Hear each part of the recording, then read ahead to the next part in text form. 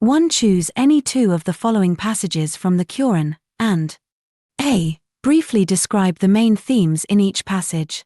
4. b. Briefly explain the importance of these themes in a Muslim's life today. 4. Ans. A. Themes. 1. Surah 1. This is the opening surah of the Quran and is a summarized version of the entire Quran. Due to its importance, it is known by many other names.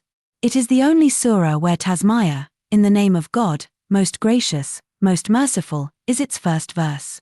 The first 4 verses describe God as Lord of the worlds, both known and unknown to humans, His grace and mercy, and His overlordship of the Day of Judgment. The next 2 verses teach the believers to worship God alone and seek His help. The last 2 verses ask them to beg God to show them the straight path, descended by Him. It is the path followed by those who were blessed by God, not the one that incurred His anger. The right path is contained in the rest of Quran, and Sunnah of the Prophet. Another verse mentions it as, and verily you guide humans to the right path. 42:52, Al-Shura. 2, 96:15.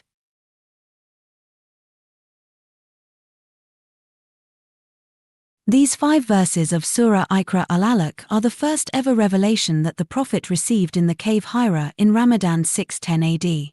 The remaining 6 verses were revealed later when the Prophet began to offer regular prayer in the precincts of the Kaaba. The command of read in the name of your Lord, in the first verse means the Prophet was already familiar with one supreme God. The word alaq was traditionally translated as a clot of congealed blood. In modern times it refers to the primary state of embryo. The next verses mention God's power to create humans from a humble origin and mature them to acquire worldly knowledge by using the pen. The ability to read and write shaped human intellectual evolution over the ages. The last verse points to God's will to grant humans spiritual knowledge through divine revelation as and when it was required for humans. 3. Surah 114. This is the last surah of the Quran revealed together with Surah 113. Both are called Al-Mu'awwizatan, the 2 protectors. Some traditions declare them to be the Makkan surahs, but relatively stronger sources prove them to be Madniyan. Both teach Muslims not to have any fears of the supernatural and the unknown, the internal and external evils that may affect them. Surah 113 mentions God's protection from the visible evils. This surah, on the other hand, reassures Muslims of God's powers to protect them against the invisible or internal evil forces.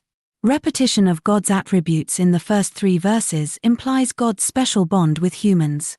The remaining verses warn against Satan and mention his method of enticing humans. For this reason, the Quran repeatedly declares, "Verily Satan is an avowed enemy to man." 12:5, Yusuf. b. Importance of themes. 1. Surah 1. This surah is so important that it was revealed first in Makkah and then in Medina.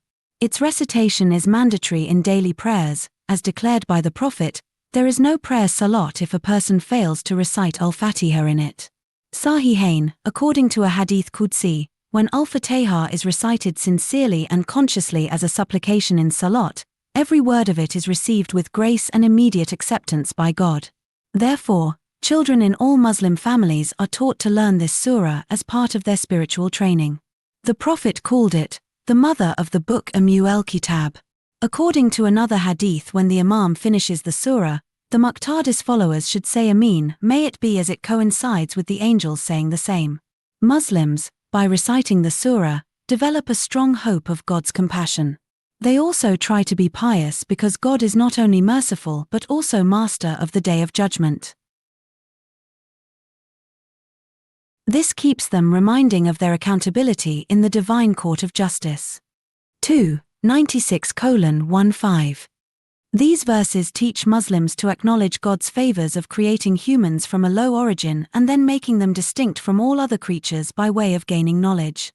The gift of knowledge is so supreme that God commanded the angels to bow down before Adam because he was made superior due to the knowledge granted to him by God. The Quran states, "And he taught Adam the names of all things." 2:31-34, Al-Baqarah, according to many ahadith, pen was among the first ever creations of God. That is why Surah 68, Al-Kalam, begins with God vowing the pen.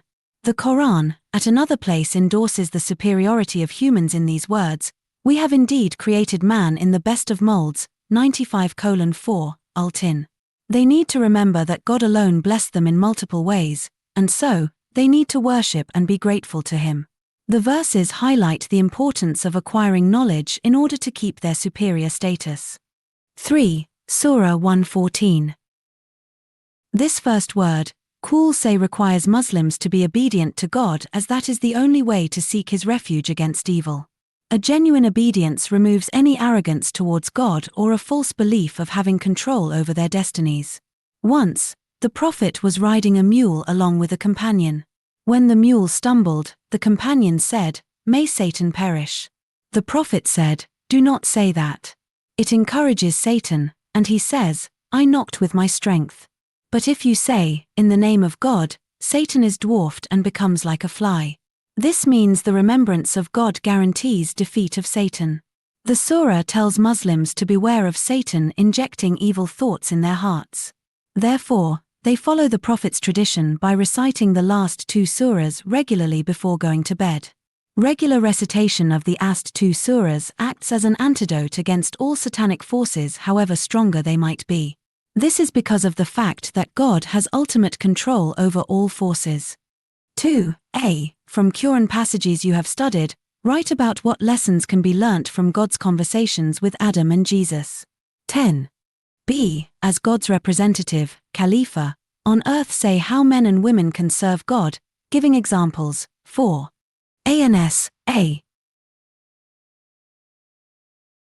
The passage 2:30-37, Al-Baqarah, describes God's plan to create Adam and assign him the task of acting as his vicegerent. Angels asked God about the wisdom of creating someone who would cause mischiefs in the earth. God silenced angels by teaching Adam the knowledge that was not granted to them. This means Adam's ability to acquire as much knowledge as he wished. This also means creative skills that are a unique gift for Adam and his descendants. Angels acknowledged God's supreme wisdom and bowed down to Adam when commanded by God. Iblis, being a jinn and having free will, developed jealousy against Adam and refused to prostrate before Adam. Thus he was condemned, became Rajam, and God warned Adam of his perpetual enemy. Adam and Eve, too, were granted free will that was aimed at testing their self-restraint. They, accordingly, were granted a blissful living in paradise. They were instructed by God to stay away from a particular tree there. Iblis, now titled Satan, maneuvered to enter paradise, where he began to entice Adam and Eve to eat the fruit of the forbidden tree. For some days both resisted his temptation, but finally they were charmed by Satan, and ate the fruit from that tree. Within instants, they realized their mistake, and began to regret and seek pardon from God. In fact, this repentance, Tawbah, was also taught to them by God, who forgave them. They, however, had to leave paradise and start a new phase of living on the earth. This shows God's powers to grant knowledge to whoever He wishes, as well as His wisdom behind all His schemes. The Quran mentions the acknowledgement of the divine wisdom by the pious Muslims as, "They are those who pray, Our Lord, you have not created all of this without purpose." 3:191, Al-Imran. This also tells Muslims to beware of their permanent enemy, Satan, whose only mission is to misguide humans and keep them from treading the right path. The passage teaches Muslims to realize God's special favor of making them the most superior creation in the entire universe. Angels, on the other hand, have been given a fixed amount of knowledge, and blessed with the duty of glorifying and obeying God. The passage 5:110, Al-Maidah, gives a description of God's dialogue with Jesus in the divine court. God reminds Jesus of the special bounties granted to Mary, mother of Jesus, and to Jesus himself. The passage mentions Jesus as son of Mary, and this eradicates the corrupted beliefs of Jesus being son of God. Mary was divinely conceived without having a husband. Therefore, God mentions Holy Spirit that refers to the miraculous powers granted to Jesus, who spoke as a baby as well as a mature man. The Quran endorses the same at another place as, He, Jesus, spoke, from the cradle, Lo, I am the slave of God. He has given me the scripture and appointed me as the prophet. 1929, Maryam. Thus the passage affirms God's unusual powers and predestination. God then enlists the prophetic signs awarded to Jesus that include his ability to give life to the dead, cure the leper and the blind, as well as the Torah and Gospel. The passage further refers to the spiritual wisdom, al-hikmah, granted to him, like all other messengers, to comprehend and preach the divine message. This wisdom helped Jesus to guide his community to the path of success.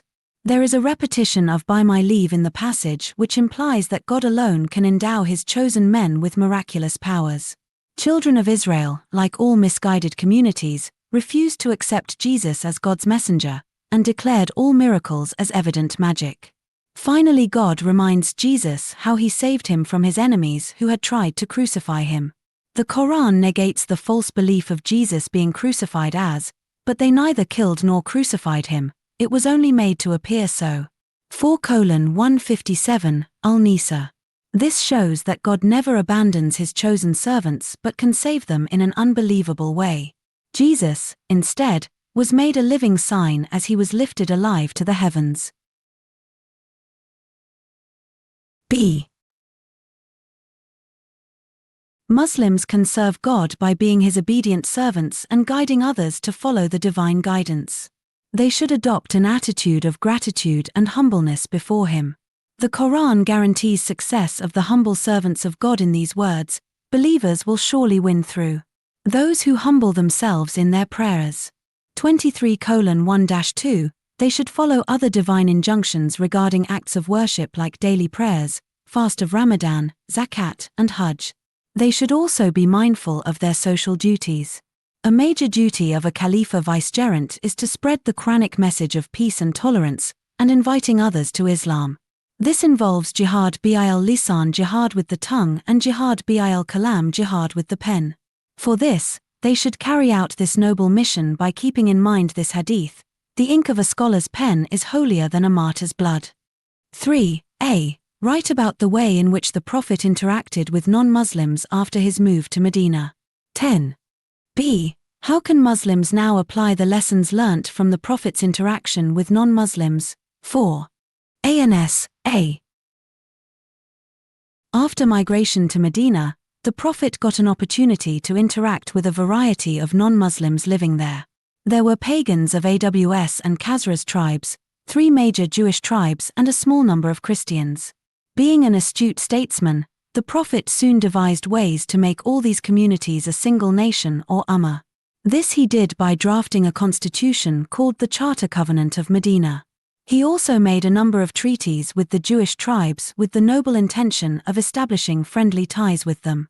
The treaty generously declared, the Jews of Banu Aws are an ummah community alongside the believers.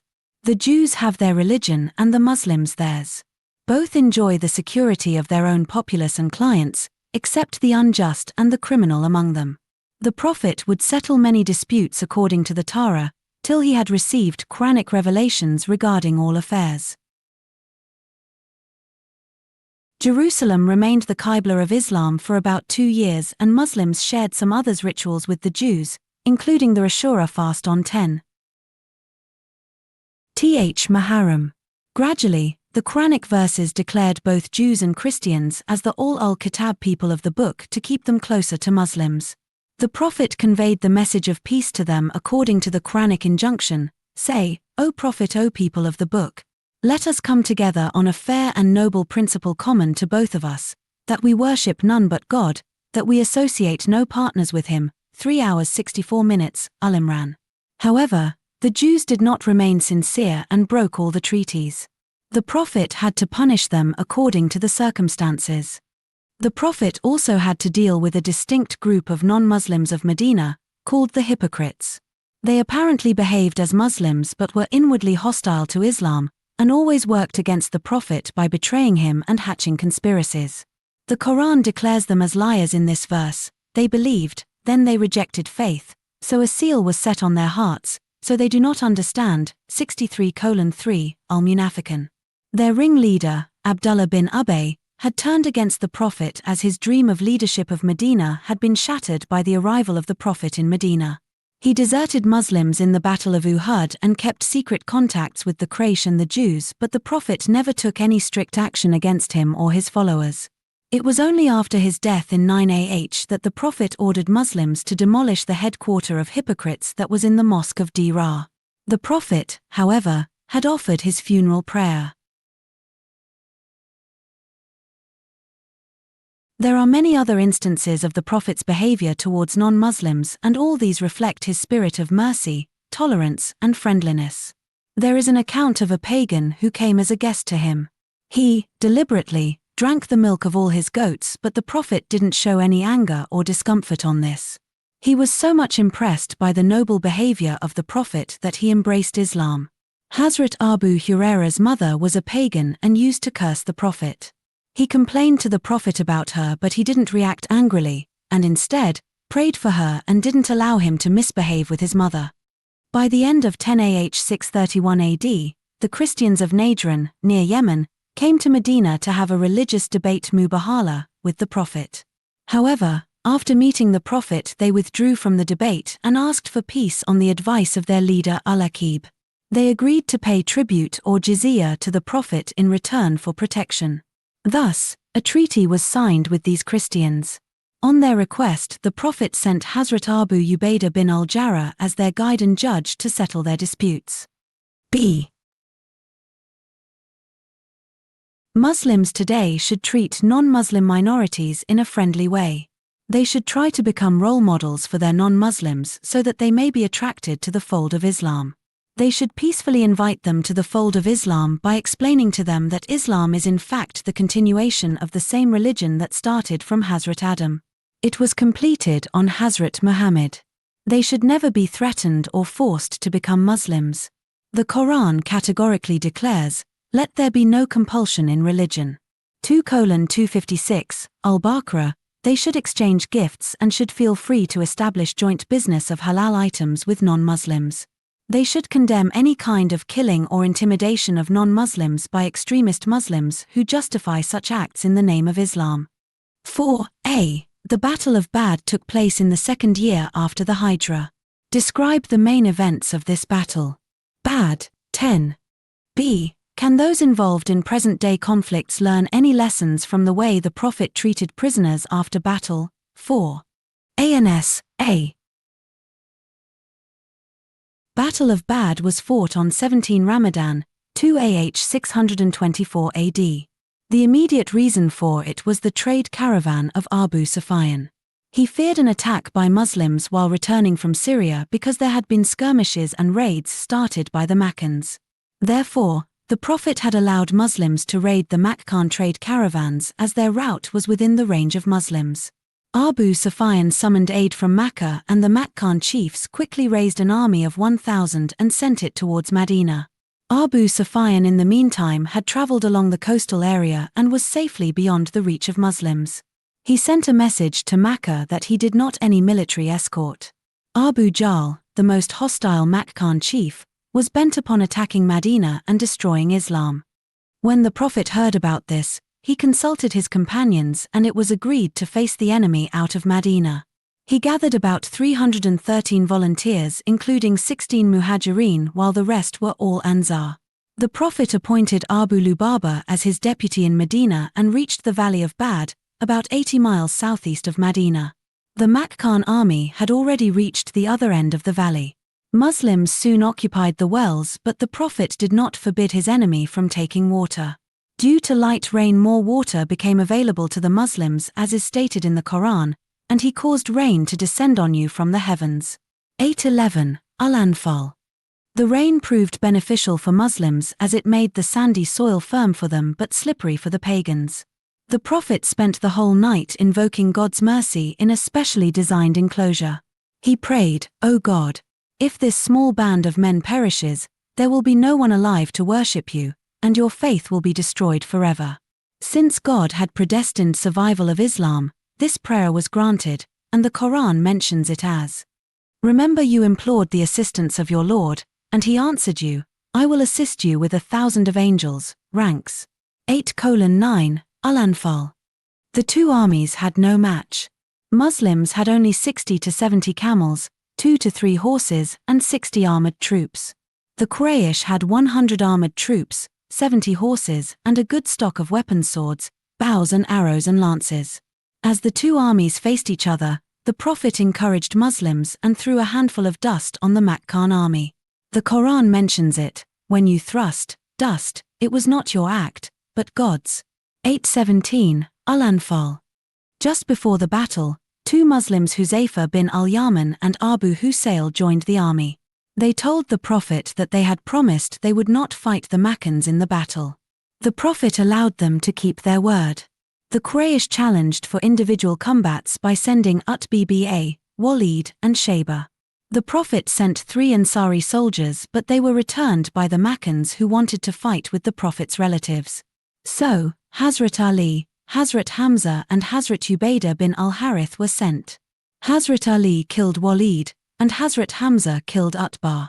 Shayba wounded Hazrat Ubaidah, but was himself killed by Hazrat Ali. With this the general fight began. The Prophet had organized his troops quite tactfully, and so, Muslims soon dominated. Abu Jahl was fatally wounded by Mu'ad and Muawad, the two young sons of Afra. Hazrat Abdullah bin Masud killed him after the battle. Abu Jahl's last words were, Alas! A person other than a farmer would have killed me.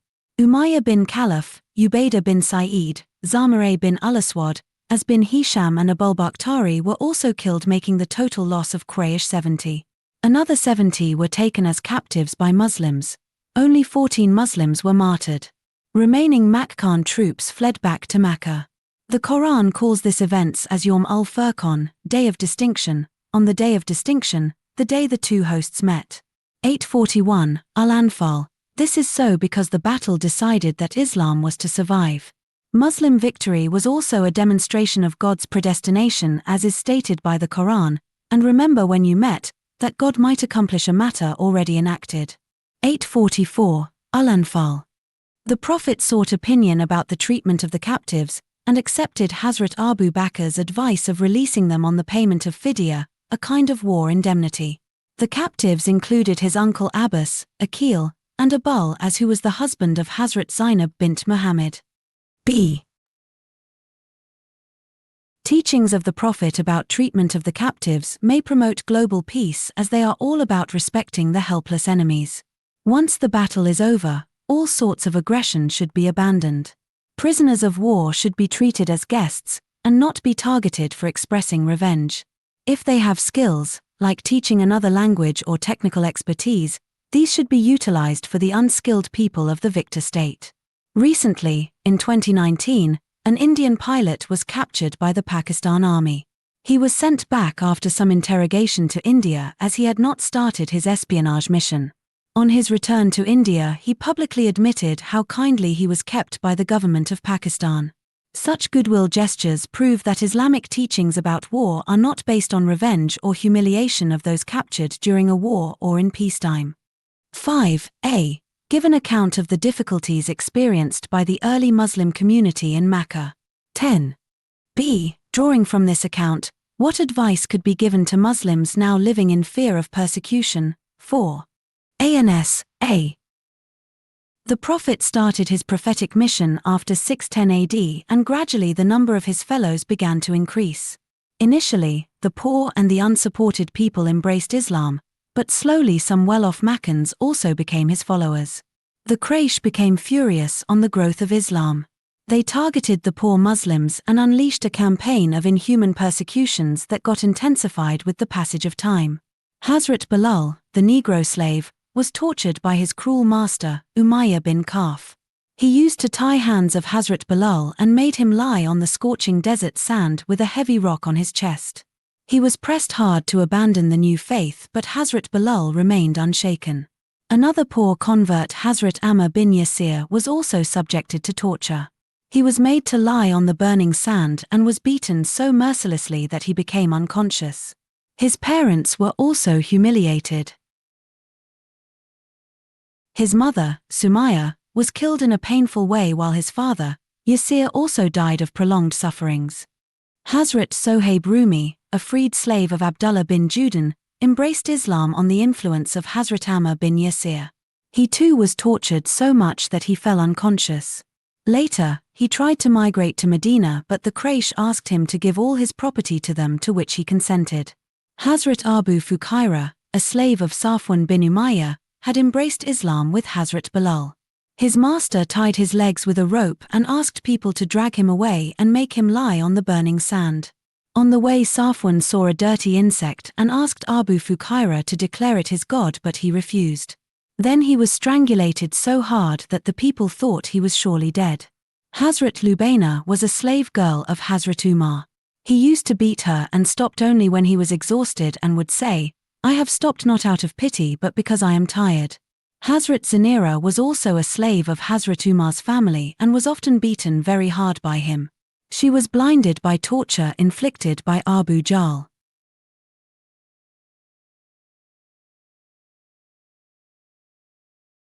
Hazrat Abu Dar, the seventh convert, announced his conversion in the Kaaba, and the Quraysh beat him so hard that he lay straight on the ground.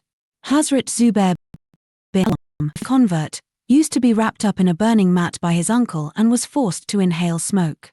Hazrat Nadia and Hazrat Umais were also slaves who, patiently, suffered severest torture on their conversion to Islam. Hazrat Harith bin Abi Holla, a son of Hazrat Khadija from her previous husband, was also killed by the Makkans when he was trying to protect the Prophet against his enemies. Hazrat Ubaidah, one of the earliest converts, also faced many persecutions at the hands of the Quraysh. He, along with many others, was allowed in 615 AD by the Prophet to migrate to Abyssinia. This African state was under the rule of a kind and just Christian king, Najashi Negus. Other prominent Muslims who emigrated to Abyssinia were Hazrat Abd Rahman bin Auf, Hazrat Uthman bin Affan, Hazrat Jafar bin Abu Talib and Hazrat Zubair bin Al-Awam. All these Muslims heaved a sigh of relief as they escaped from their Makkan persecutors. They continued to live there for some years, away from their homes. Some, like Hazrat Uthman, would come back to Makkah to make a greater emigration.